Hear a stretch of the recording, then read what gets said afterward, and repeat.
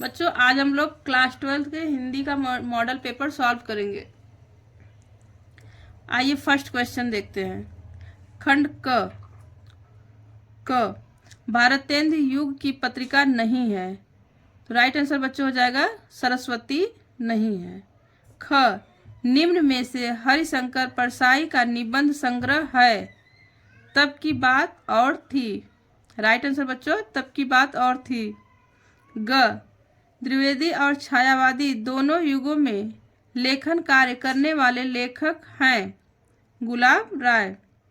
घ अशोक के फूल निबंध हैं, ललित। राइट आंसर बच्चों ललित। अंगा रॉबर्ट नर्सिंग होम में रचना विधा है, राइट आंसर बच्चों हो जाएगा रिपोर्ताज। प्रश्न नंबर 2 क तार सप्तक का प्रकाशन हुआ सन 1943 ईस्वी में। ख वीर गाथा काल की विशेषता है, तो वीर गाथा काल की विशेषता बच्चों युद्धों का संजीव चित्रण है। राइट आंसर बच्चों हो जाएगा युद्धों का सजीव चित्रण। ग रीत मुक्त काव्य के रचनाकार हैं, केशव दास।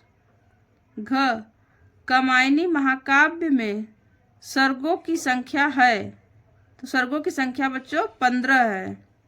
अंगा निम्न में से जयशंकर प्रसाद की काव्य कृति है, तो काव्य कृति बच्चों जयशंकर प्रसाद की चित्राधार। प्रश्न नंबर 3 दिए गए पद्यांश पर आधारित निम्नलिखित प्रश्नों के उत्तर दीजिए। प्रश्न नंबर 3 दिए गए गद्यांश पर आधारित निम्नलिखित प्रश्नों के उत्तर दीजिए। अथवा प्रश्न नंबर 3 में 2 दिया गया है बच्चों क्वेश्चन, दोनों में से जो आपको सही हो, जो याद हो वो आप करिएगा। प्रश्न नंबर 4 दिए गए पद्यांश पर आधारित निम्नलिखित प्रश्नों के उत्तर दीजिए। फर्स्ट ये है बच्चों, सेकेंड है अथवा देके दिया है बच्चों, आपको जो याद हो वो आप उसमें से दोनों में से एक कीजिए। प्रश्न नंबर 5 क निम्न में से किसी एक लेखक का साहित्यिक परिचय देते हुए उनकी प्रमुख रचनाओं का उल्लेख कीजिए। अधिकतम शब्द सीमा 80 शब्द हो। First doctor Hazari Prasad Dwivedi, second Vasudev शरण अग्रवाल, थर्ड हरिशंकर परसाई। तीनों में से एक की जीवनी बच्चों आप लोगों को लिखनी है। ख निम्न में से किसी एक कवि का साहित्यिक परिचय देते हुए उनकी प्रमुख कृतियों का उल्लेख कीजिए। अधिकतम शब्द सीमा 80 शब्द हो। First Maithili Sharan Gupt, second Mahadevi Verma, third Jaishankar Prasad. तीनों में से बच्चों आपको एक की जीवनी लिखनी है, सुंदर राइटिंग में 80 शब्दों में कंप्लीट कीजिए।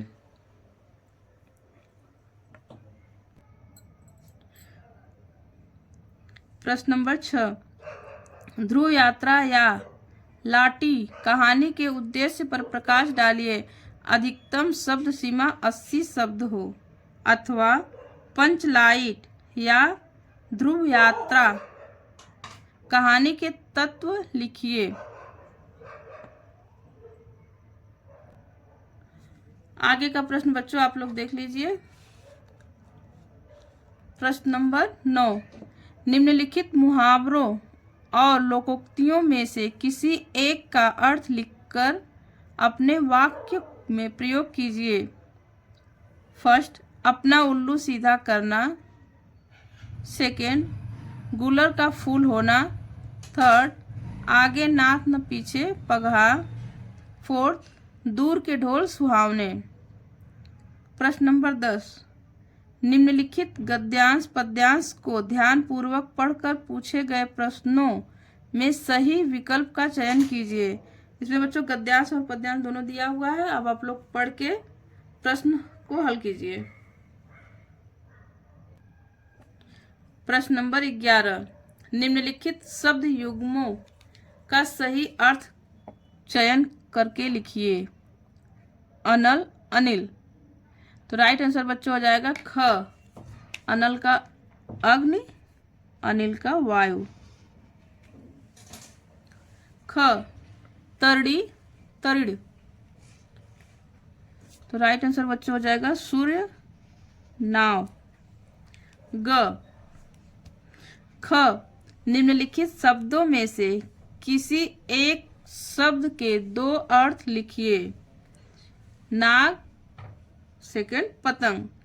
तो नाग का दो अर्थ हो जाएगा बच्चों हाथी एंड सर्प। पतंग का सूर्य, पक्षी। ग, निम्नलिखित वाक्यांशों के लिए एक शब्द का चयन करके लिखिए। फर्स्ट, जिसने इंद्रियों को जीत लिया हो। तो राइट आंसर बच्चों हो जाएगा जितेंद्रिय। सेकंड, जिसकी उपमा न दी जा सके। तो राइट आंसर बच्चों हो जाएगा ख, अनुपम।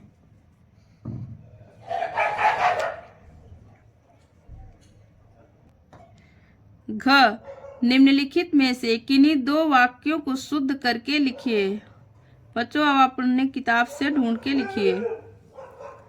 प्रश्न नंबर 12 क, वीर रस अथवा करुण रस के अस्थायी भाव के साथ उनकी परिभाषा उदाहरण सहित लिखिए। ख, यमक अलंकार अथवा उपमा अलंकार का लक्षण उदाहरण सहित लिखिए। ग, दोहा अथवा सोरठा छंद का लक्षण एवं पर उदाहरण लिखिए। प्रश्न नंबर 13 अपने जनपद के किसी विद्यालय में शिक्षक के रूप में कार्य करने के लिए विद्यालय प्रबंधक के नाम अपना आवेदन पत्र लिखिए।